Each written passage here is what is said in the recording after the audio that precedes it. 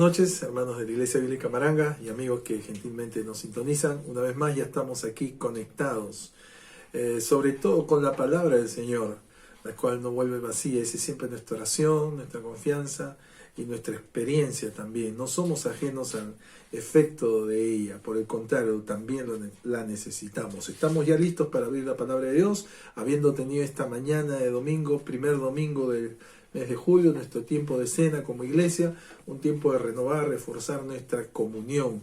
Qué bueno es esto, y que nuestra comunión, nuestra relación no depende de las redes sociales, depende de Dios Espíritu Santo. Imagínense, qué bendición. Una vez más, a Dios nada lo sorprende, nada lo afecta. Y entonces ya estamos listos para continuar con nuestro estudio, nuestra gran serie Contagiando a Cristo. Y en esta parte que estamos en esta última división del libro, capítulos 3 en adelante, donde según Jesucristo mismo estableció, ellos serían de testimonio, serían testigos a todo el mundo, ¿no? Primero en Jerusalén, Judea y Samaria, hasta lo último de la tierra. Y eso empezó, capítulo 13, con la iglesia de Antioquía de Siria, esta iglesia pequeña, en todo aspecto, o mejor dicho, en todo aspecto que humanamente lo tomamos como referencia. Sin embargo, como cada iglesia local completada por Cristo, si quiere, capacitada por Cristo, ya han iniciado. Hemos visto ya el primer viaje misionero, ha terminado el primer viaje misionero, y estamos viendo una de las razones aprovechando este término del viaje. Han regresado a su iglesia madre, ¿no es cierto? Y ahí nos anticipó en el capítulo 14 por mucho tiempo. Y una de las razones para las cuales está sirviendo, qué interesante, estos misioneros ahora van a estar en una función muy especial. Vimos en nuestro estudio anterior cómo ellos tuvieron que enfrentar un problema que lamentablemente no ha pasado de moda: el formalismo, que lleva a un sectarismo, o sea, se agudizó. Y vimos todo eso ocurrió en este contexto del así llamado Concilio de Jerusalén. Y ahora, con base en ello, también en este capítulo 15 habíamos anticipado que nos serviría para 2 o 3 estudios. Tomaremos en este caso el último estudio, al parecer por ahora, en este capítulo 15. ¿Y qué estamos viendo? Hemos visto que se ha producido un conflicto.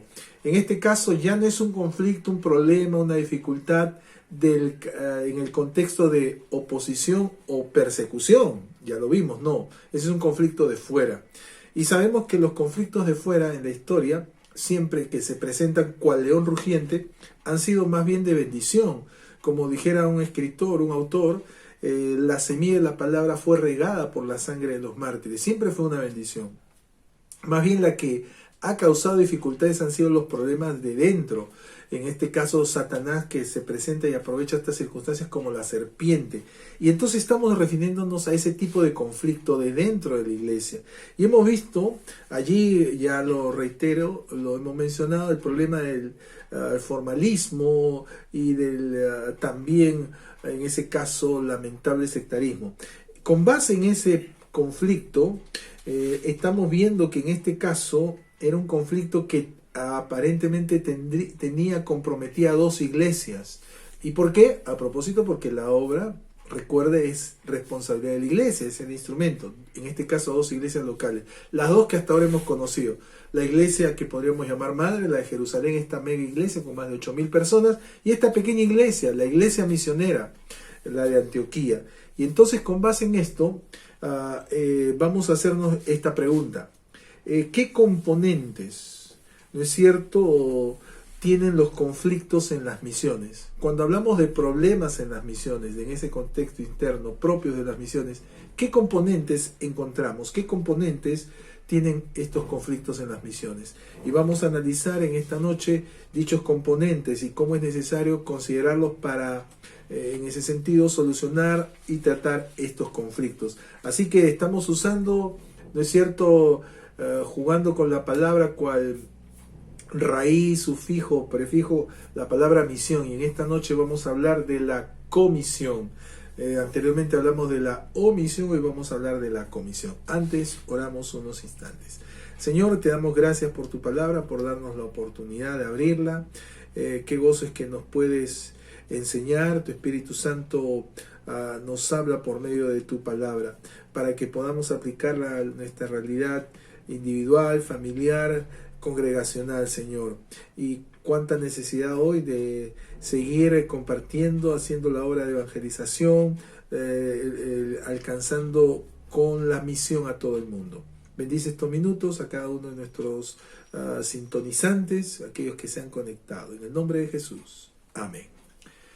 Entonces, ¿qué componentes tienen los conflictos? Usualmente los conflictos en las misiones. Primero, veamos el componente de la responsabilidad de la iglesia. Y aquí lo encontramos en varios pasajes. Permítame reseñar algunos. Y vamos a ver cómo, en primer lugar, la iglesia se responsabiliza por el cumplimiento de la comisión. Ya lo hemos dicho, esa es su naturaleza. ¿No es cierto? Versículos 3 y 4. Y dice, ellos pues, versículo 3, habiendo sido encaminados por la iglesia. ¿Quiénes son ellos? Recuerde, Saulo y Bernabé, versículo 2, como tuviesen una discusión y contienda no pequeña con estos, con los que venían de Judea, enseñando, es necesario que se circunciden, si no se les circuncidan no pueden ser salvos. Entonces, ellos han sido ahora enviados, ¿no es cierto?, justamente a Jerusalén, en la región de Judea, donde creían que venía esta enseñanza. Y entonces vemos aquí que ellos, habiendo sido encaminados por la iglesia, llegados a Jerusalén, fueron recibidos por la iglesia. Y también y los apóstoles y los ancianos. Anotan en dos versículos cómo aparece la palabra iglesia, el protagonismo en ese sentido que tiene la iglesia. No estamos diciendo el héroe es Dios siempre. Así que la iglesia tiene un lugar importante. Y aquí vemos que la iglesia local es la institución divina indicada para impulsar las misiones. Es una iglesia que envía a sus representantes a que vaya a otra iglesia local para tratarlos. Así que siempre es la iglesia es la encargada de establecer, entrenar, enviar y evaluar a los obreros, a los misioneros. Es la iglesia. Vean la relación aquí entre iglesias. No son individuos, es entre iglesias. No es el ámbito con una organización supra o paraeclesiástica. Es de iglesia a iglesia local. Vamos a volver a este concepto en unos segundos. En segundo lugar, veamos cómo la iglesia se representa, se visualiza como el cuerpo de los creyentes. Así es, estamos valiéndonos de este gran pasaje y de algunos términos para recordar unas frases o unas verdades que seguramente ya las conocemos. Y aquí una vez más, que la iglesia se representa, repito, como el cuerpo, el conjunto de creyentes. Versículo 30 dice, así pues que los que fueron enviados, Saulo, Bernabé, y cuando llegan ahí dice, fueron y descendiendo, reuniendo a la congregación, versículo 30, así pues los que fueron enviados descendieron a Antioquía y reuniendo a la congregación entregaron la carta. Note, nos valemos de eso, reuniendo a la congregación. Así que ciertamente la congregación es el conjunto, en conjunto siempre debe conocer y comprometerse con la comisión. No es una mera palabra. Y aquí vemos ese aspecto de manera representativa, la iglesia en su conjunto. Así que es eso, la iglesia, cuando mencionamos, seguro es un término tan conocido, pero quiero llamar su atención, hay tantas acepciones. Decimos esto que probablemente para usted, para mí es común, ¿no? ¿Cómo no? Es el cuerpo de creyente, el conjunto. Pero en otros contextos, iglesia es a veces un grupito. Ha escuchado en la iglesia tradicional, la iglesia romanista, la iglesia opina. Y a usted no le preguntaron, usted que tiene que profesa la religión romanista, no le preguntaron a usted, ni hicieron un sondeo, no de la mayoría o la tendencia, no, fue un grupo, es un magisterio. En otro contexto, iglesia es un edificio. Mira qué bonita iglesia, nos estamos refiriendo a un edificio. Note, así que vale la oportunidad para recordar estos conceptos. Entonces, si bien se representa, sí, la iglesia como el cuerpo de creyentes, ahí está.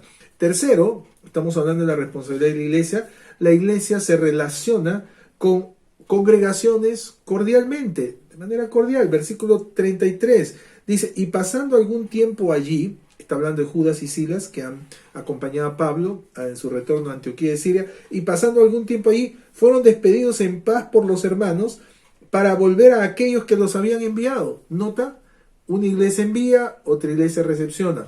Luego los vuelven a despedir para que vuelvan a su iglesia de donde partieron. Que vemos una relación entre congregaciones de manera cordial. Ahora esto todavía al parecer es un tema sensible. ¿Cómo no? Porque al pensar en estas relaciones vamos a tener o temor o ser reacios o querer ver cosas donde no las hay. No digo que no exista eso, pero no donde no las hay. Y aquí, ¿no es cierto? Algunos podrían pensar en una especie de ecumenismo o de manera más tibia en algún tipo de asociación o compromiso. No, no. Estamos hablando de que parte de su naturaleza es la cordial relación, intercongregaciones. Dice el versículo 33, fueron despedidos en paz por los hermanos para volver a aquellos que los habían enviado. Entonces debe haber una cordial y considerado compañerismo entre congregaciones, compañerismo. Le recuerdo otra cosa, la comunión espiritual no depende de nosotros, no depende de una actividad, depende del Espíritu Santo. Así que estamos diciendo algo obvio, ¿no? Entonces, esto ya es un beneficio del Espíritu Santo, que permite que estemos unidos en un mismo cuerpo por medio del Espíritu, lo querramos o no, seamos conscientes o no, nos conozcamos o no. Lo que estamos hablando es que debe haber una buena relación respetuosa, que respete las restricciones y reservas. Permítanme contarle un testimonio, que no estoy diciendo que sea de per se malo, ni que no pueda seguir, sea solo para ilustrarlo.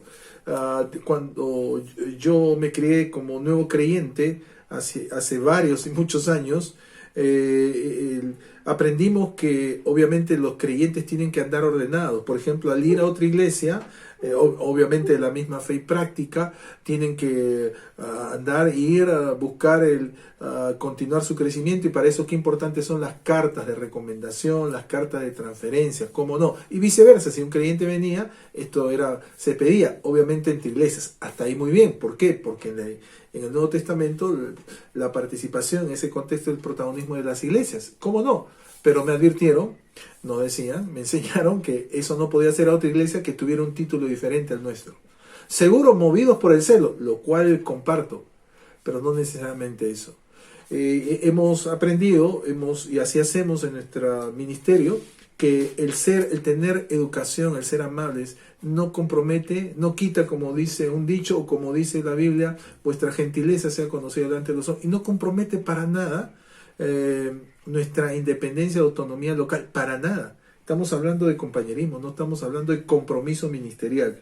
Por el contrario, aprovechamos en ser mínimamente educados, ¿no? Y hemos visto algunos resultados tan tremendos, como también hemos pasado algunas sorpresas por no hacer eso, porque como no tiene el mismo título que nosotros, el mismo nombre, viene y no tomamos medidas de pedir referencias. Esa es otra manera, el hecho de referencia, y nos hemos tenido que exponer a decepciones futuras. Volviendo al punto, entonces, la iglesia se relaciona con otras congregaciones de manera cordial. Entonces, es la responsabilidad de la iglesia. Estamos mencionando a partir de este pasaje algunas cosas, entre muchas, que tienen que ver con la responsabilidad de la iglesia. ¿Qué estamos hablando? Ante un conflicto, tenemos que ver muy bien cuál es la responsabilidad de la iglesia. Estos creyentes que están involucrados en ese aparente conflicto, ¿de qué iglesia vienen? Porque ellos no pueden actuar a nombre propio, son representantes vamos entonces, como diríamos con otro dicho, a la madre del cordero, entre iglesias, de eso se trata. Segundo aspecto, estamos viendo qué componentes tienen los conflictos en la misión. Segundo componente, las regulaciones para la interacción. A veces estamos hablando de la misión, la evangelización de otras etnias. Eso va a tener que ver, para salvar estos conflictos, algunas regulaciones para que se pueda dar la interacción. Algunos dirían autorregulaciones. Sí, puede ser algún tipo de regulación. Por ejemplo, regulaciones para el entendimiento étnico. Si estamos tratando con otra etnia, recuerdan que tienen todo un mundo, tienen una cosmovisión diferente, maneras de ver uno diría una cultura diferente. Entonces no podemos ser insensibles ante esto. ¿Qué dice el versículo 30? Pasaje característico. ¿Cómo se fue zanjando? Al final de este concilio, entre comillas, digo, ¿por qué? Porque parecería que era una estructura supraeclesiástica. No es así. Versículo 30, así pues, los que fueron enviados descendieron a Antioquía y reuniendo a la congregación entregaron la carta. Y nos dice el versículo 20, sino, esto es lo que ha dictaminado Jacobo, el pastor de la iglesia de Jerusalén, sino que se les escriba que se aparten de las contaminaciones de los ídolos, de fornicación, de ahogado y de sangre. recuérdese que era el conflicto, para volver a definirlo amablemente, era el conflicto entre dos grupos de creyentes. No estamos hablando de peleas, sino que había una tensión entre los ahora creyentes en Cristo que venían del trasfondo judaizante, de la nación de Israel, los judaizantes, y aquellos creyentes en Cristo que venían de la gentilidad, sí se dice. Y entonces, entre ellos era toda una cultura, ya lo hemos explicado. Los que eran judíos, israelitas, tenían el privilegio de ser una nación reconocida, distintiva por todo el mundo, con un trasfondo obviamente bíblico. Dios legisló cada aspecto de su vida, ¿cómo no? En cambio los gentiles es una manera muy bonita, muy amable de llamarlos, entiéndase, sinónimo de paganos. Entonces ellos venían del otro extremo. Ninguna regulación, orientación, consejo dada por Dios, nada en absoluto. Y entonces para ellos ahora venían a Cristo y como no, eran creyentes en Cristo. Lo que pasa es que venían también con todo un equipaje cultural, étnico. Y al desarrollar su propia cultura hasta aquí, esto era y podía ser chocante, podía ser de tropiezo a los demás. ¿Sí? Permítame contarle otro testimonio. Yo fui formado en un momento donde ser sinónimo de ser, como vamos a hablar, de tener separación, santo, conservador, no quiero usar otros términos porque son estos de los sismos, sinónimo de eso era, se tenía que manifestar en la ropa. Y yo he sido formado que si usaba cierto tipo de pantalón, un varón me refiero, era mundano. Y me tocó conocer a alguien que era un evangelista, un misionero, y que usaba jeans. Wow, dije, este no es verdadero, no es espiritual. Hasta que por su conducta me demostró lo contrario. ¿Y sabe cuál fue mi conclusión? Bueno, qué bien, entonces sí se puede usar jeans y ser bíblico, se puede ser espiritual. Hasta ahí me dio mi luz. Pero entonces nos guiamos por estas cosas. En algunas culturas, en algunos grupos de creyentes, hay ciertas prácticas que nos parecerían comunes y corrientes, como el deporte, el esparcimiento, y para ellos sería chocante. ¿Qué hacer? Necesitamos regulaciones para el entendimiento bíblico. No se trata de abdicar, no se trata de ser inconsecuente, de ser tolerantes con el pecado, no, sino para el entendimiento. Por ejemplo, aquí ya lo hemos mencionado, aquí habían cosas que eran obviamente sí muy fuertes. Por ejemplo, que se les escriba que se aparten de la contaminación de los ídolos, de fornicación, de ahogado y de sangre, que algunas de ellas sí las entendemos. Entonces, esto nos recuerda que el proceso de santificación produce separación, ¿cómo no? ¿Cómo? Al ser sensibles a situaciones susceptibles. ¿Cuándo empieza una manera práctica? Cuando yo soy sensible a ciertas cosas que pueden ser susceptibles para otros. En este caso, la contaminación es de ídolo. A propósito, ¿qué es esto de la contaminación de ídolo? Esto lo va a explicar Pablo en 1 Corintios 8, Romanos capítulo 14, la comida, donde los no judíos que hacían, sacrificaban carne a sus ídolos. Y entonces ahí estaban los gentiles que ahora eran creyentes, iban al mercado y encontraban que la carne que fue sacrificada a los ídolos, la mitología, etcétera, era la más barata y la mejor. A propósito, no le quiero preguntar qué haría usted. Si esto provino de alguna festividad religiosa, ¿la compraría o no? No me tiene que responder. Y yo felizmente no le puedo ir. Pero imagínense, y ellos compraban de manera natural, eran creyentes, pero los judíos que venían de una práctica donde todo se reguló, en la vida comprarían algo que fue sacrificado a los ídolos. Ahora, eso era chocante. Ahora Pablo zanja eso en la Biblia, a propósito. No hay, en la comida no está el problema está en el conocimiento que tenga. Otro día hablaremos de eso. Pero entonces, para uno le resulta, ¿cómo puede ser creyente? ¿Cómo puede estar haciendo eso? ¿Cómo puede ser creyente alguien que usa jeans? ¿Cómo puede ser creyente alguien que practica deporte? ¿Me entendió? ¿Qué hacer en esa tensión? Bueno, hay que apartarse, por ejemplo, contaminación de ídolos. Lo segundo es más grave, obviamente, fornicación. Y esta palabra da para muchas cosas, desde relaciones incestuosas, no la fornicación tal como la entendemos nosotros, sino que era normal entre los gentiles, el casamiento entre parientes cercanos, etcétera, etcétera. Que obviamente hoy llega a la fornicación tal como lo entendemos. Claro que sí, de ahogado y de sangre. Otras cosas que tienen que ver con preparación o comidas. Pero, ya lo dijimos, la Biblia lo zanja. Pero ¿qué voy a hacer ¿Qué hago si para el otro hermano en Cristo, para ahora mi nuevo hermano en Cristo, al que he ganado en la evangelización, en la misión, en la nueva obra que estoy formando, qué hago si para él es tropiezo? ¿Por qué tropiezo? Porque no tiene el conocimiento bíblico todavía. ¿Qué hago? Ah, no, él es un ignorante que no muestra amor, diría Pablo. ¿Qué tengo que hacer? Regulación. ¿Qué es? Para el entendimiento étnico. Eso no me va a quitar. ¿No ve que es comida? Si pues coméis o bebéis, hacedlo todo para la gloria de Dios. Y si esto va a ser de tropiezo, y de eso habla Pablo, no cuesta nada el dejar de comer. Por ejemplo, de eso se trata. Y siempre eso lo va a hacer aquel que sí tiene mayor conocimiento. Es una oportunidad de mostrar la madurez. Entonces, ¿qué hacer para estos conflictos? ¿No es cierto? Entre las misiones, las regulaciones para la interacción. Primero, regulaciones para el entendimiento étnico. Segundo, regulaciones establecidas por el Espíritu. Aquí estamos asistiendo a un hecho histórico importante. Cómo se solucionó, se manejó la tensión que había entre estos dos grupos de creyentes, algo importante. Y aquí no fue una cuestión de a propósito que se dice, a ver qué hacemos, un arreglo, cómo nos acomodamos. No. Mire lo que dice el versículo 28 y 29. Porque ha parecido bien al Espíritu Santo y a nosotros, escriben los apóstoles, están incluidos, no imponeros ninguna carga más que estas cosas necesarias. Ratifica que os abstengáis de lo sacrificado a ídolos, de sangre, de ahogado y de fornicación, de las cuales cosas si os guardareis, bien haréis, pasadlo bien.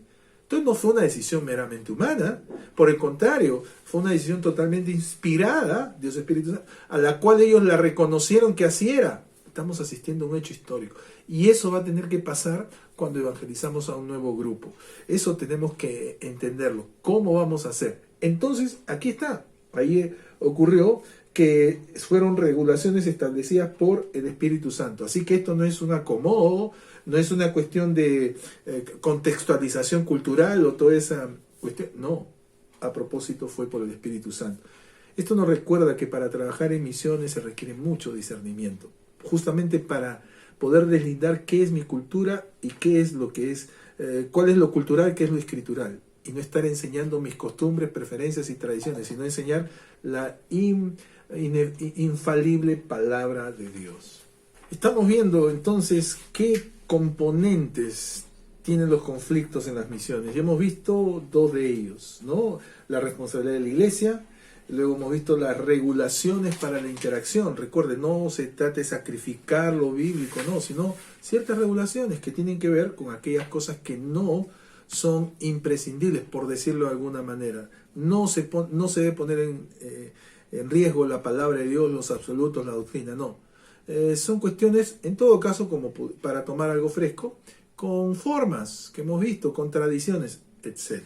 Muy bien, en último lugar, o en tercer lugar, cómo poder entender estos componentes que llevan a conflictos. Tercero, la importancia de los representantes que inspiran.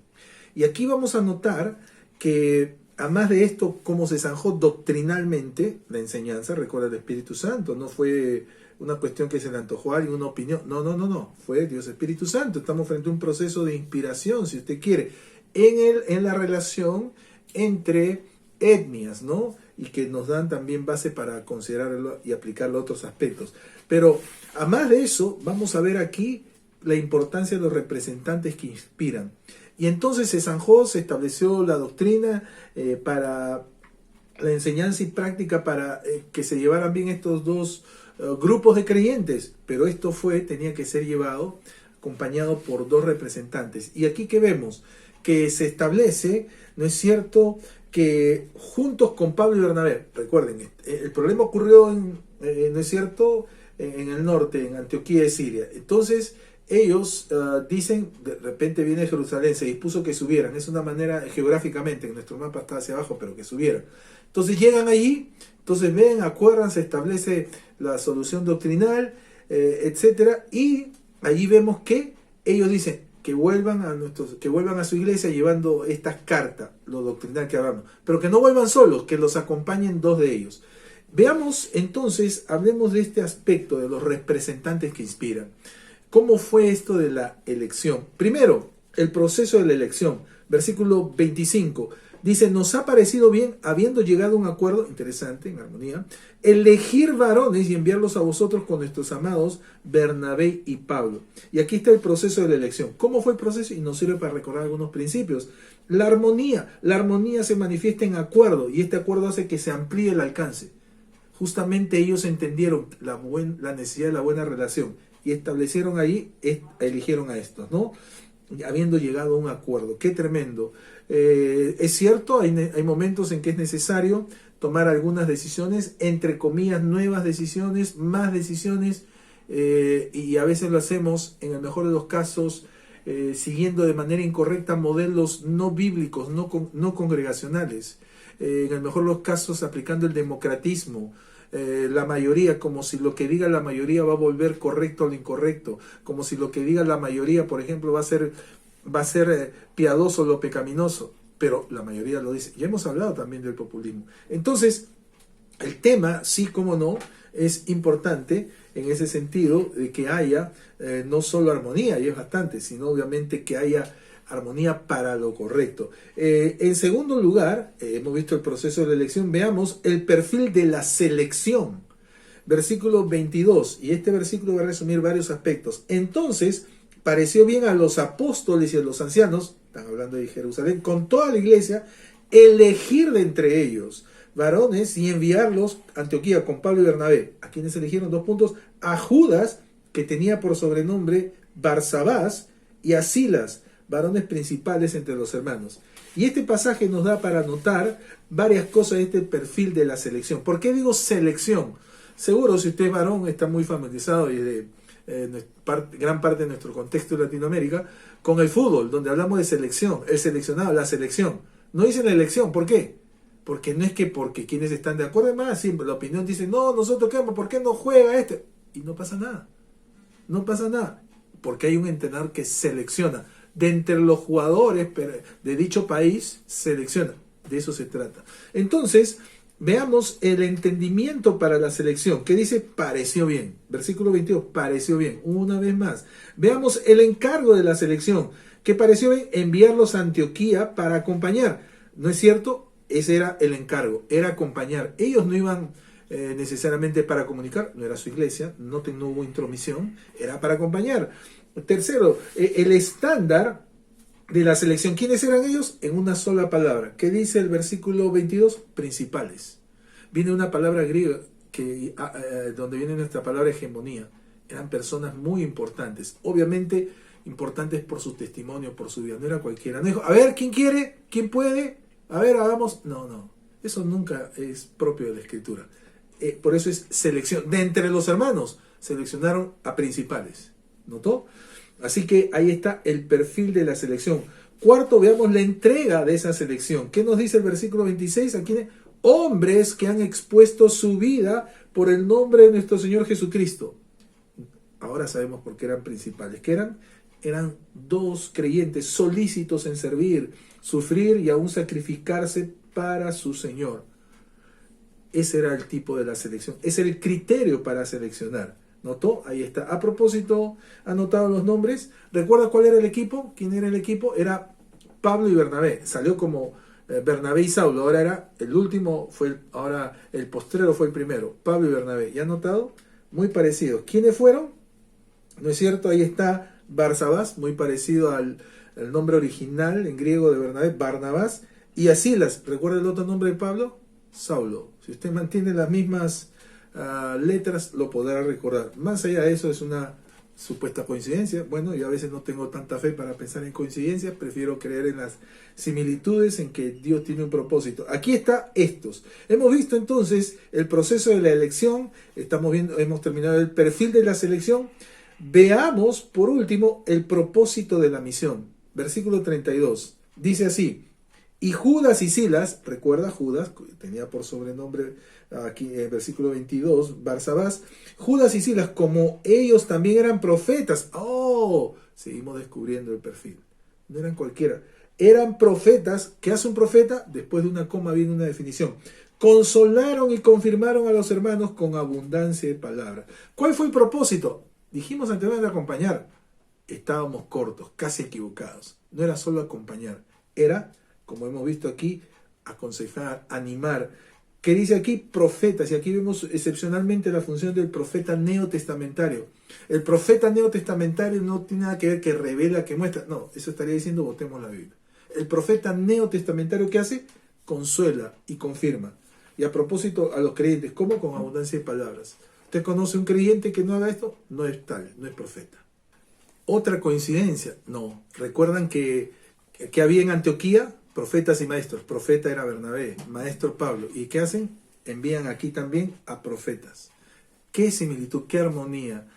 No es coincidencia. Y una vez más, la función profética es esa, consolar y animar. Entonces, cuando un creyente dice ese tal, se llame o no con el nombre, dice ese ungido, pastor, como usted quiera, pero que no hace eso, no consuela, no confirma a los hermanos, no es tal, no es tal, no tiene tal don. Aquí encontramos la importante labor. Pero ¿por qué tenían que consolar? No es coincidencia. ¿Recuerda qué había pasado? 2 de sus hermanos, o algunos, dice algunos, por lo menos fueron 2, algunos de sus hermanos de congregación, de su misma congregación de Judas y Silas que había pasado, habían venido y habían causado tal problema. Qué interesante, qué aspecto tan irresponsable ahora. 2 verdaderos principales, 2 creyentes que tenían una entrega tal, 2 profetas, no eran ahora cualquiera que no habían salido sin orden, no. Ahora, ¿qué vienen a hacer? A arreglar el problema que otros 2 de sus hermanos. Lamentablemente a veces va a pasar eso. Los pastores muchas veces, o algunas veces, más de las veces que quisiéramos, vamos a tener que entrar a tallar en problemas que ya están bastante avanzados. En problemas en los cuales a veces ya no hay mucho que hacer que podríamos haber hecho. Pero bueno, así que aquí felizmente estos 2 profetas se encargarían de, como nos dice la Escritura, consolar y confirmar. Entonces aquí vemos que sí se puede, ¿no es cierto?, tratar estos problemas. Obviamente este es el aspecto humano, es Dios quien va a hacer fundamentalmente la situación, el arreglo desde el corazón. Entonces, sí podemos. Hay quien sabe, al hablar de estos temas, estemos pensando en algunas realidades, sí se puede hacer. Pero se necesitan, como vemos aquí, 3 grandes aspectos. La responsabilidad de la iglesia, las regulaciones para esa interacción, a veces van a quedar huellas, cosas que hay que tomar en cuenta, y los representantes que inspiran. Que el Señor nos ayude a ser conscientes de nuestros propios problemas, aquellos que podríamos haber causado, y podamos nosotros ser parte de la solución, ya no del problema. Oremos. Señor, te damos gracias por tu palabra, que nos recuerda una vez más que tú eres el Dios de paz, que tú eres el Dios de toda consolación, que eres el Dios de orden, que nos anima a hacer todas las cosas decentemente y con orden. Y Señor, la misión, el desafío del cumplimiento de la gran comisión también lo demanda. Máxime cuando estamos alcanzando a nuevas personas, a otra etnia, a otra cultura. Y Señor, que podamos ser sensibles para no causar conflictos, causar tropiezos, sino por el contrario ser de ánimo y consolación como lo fueron estos profetas. Gracias por tu palabra, por el ánimo y la consolación que nos da. En el nombre de Jesús. Amén. Al terminar, quisiera, antes de animarles a que nos sigan, mi saludo, por un lado, reiterado a nuestros queridos maestros. Estamos en esta iglesia, gozamos de un buen equipo de maestros en todo nivel, en nivel etario, generacional, maestros de niños, de jóvenes, de adultos, en un nivel temático, en clases, en nuestra academia. Como ustedes han visto, no soy el único pastor, gracias al Señor, no soy el único que expone la palabra, gracias al Señor por ellos. Es la manera en que Dios usa para edificar su iglesia, como dice Efesios capítulo 4. Así que mis saludos a todos estos maestros y maestras que comparten este tremendo desafío. Entonces le animo a que nos siga una vez más a través de nuestras redes. En los días siguientes va a ser oficialmente el Día del Maestro, por eso es que estamos tomando este tiempo. Un feliz Día del Maestro y una vez más, conéctese, síganos en nuestro canal de YouTube y en nuestra cuenta de Facebook. Que el Señor les bendiga.